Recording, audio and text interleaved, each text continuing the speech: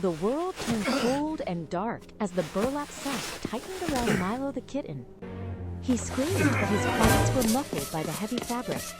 A stranger's boots pounded against the icy pavement, sprinting away into the winter gloom. Nearby, Max, a weary golden retriever, lifted his head from the porch. His old leg ached, but the sharp metallic scent of fear cut through the air. Snow crunched under heavy paws as Max chased the fading scent.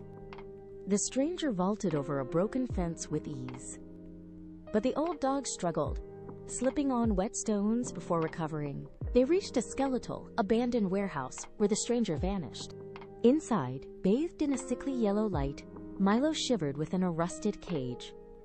Max let out a thunderous bark, but the heavy steel door remained shut. That night, Max returned under the cover of a moonless sky. A steel trap snapped shut inches from his nose. He jumped back. The next day brought a relentless, freezing rain. Max dug at the iron lock until his claws bled. He watched from beneath rotting wood as guards patrolled the perimeter. He was tired, his joints burned, but he refused to leave. On the third night, disaster struck. A torch fell from a high beam. Smoke, thick and black, began to fill the rafters. Max smashed through a low window. Shards of glass cut his pads. Sparks singed his golden fur. But he didn't flinch. He shoved at the rusty latch with his snout.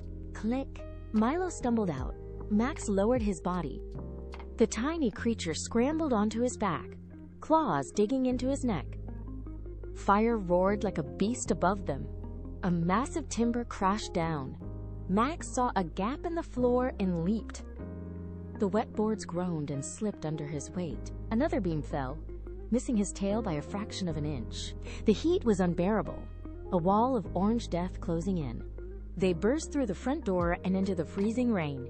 Ash mixed with water, coating their fur in a thick gray sludge.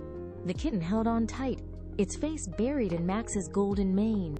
As the first light of dawn broke, painting the sky in soft purples, they reached a small, familiar porch.